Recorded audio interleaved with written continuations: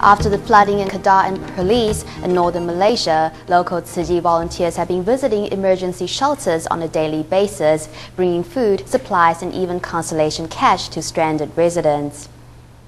Because the flash flood took residents by surprise, many people with chronic conditions fled their homes without taking their medication with them. So Tzu Chi doctors and nurses went to one of the emergency shelters to treat needy flood survivors.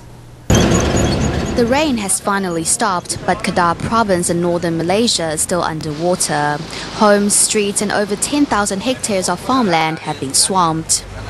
What is usually a 20-minute drive today takes an hour and a half before volunteers finally arrive at this shelter in Jitra. Illuminated by flashlights, doctors give medical treatment to grateful flood victims. The doctor told me to take half a high blood pressure pill. He asked me what time I took it in the morning, but I was busy moving things and didn't take it until noon, so now I feel a bit dizzy. Doctors and nurses, some of whom have been working for 10 hours straight, have left their own homes behind to treat flood victims.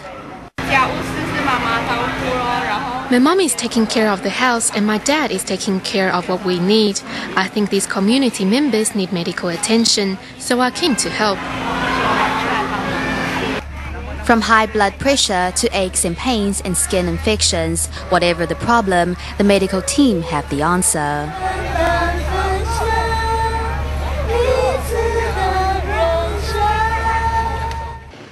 Meanwhile, although Tzu Chi's bookstore and dialysis center in Jitra are under 1.2 meters of water, volunteers' first thought is for other disaster victims. Here at the Jingsi Hall kitchen, volunteer chefs put their creativity to the test to cook hot food.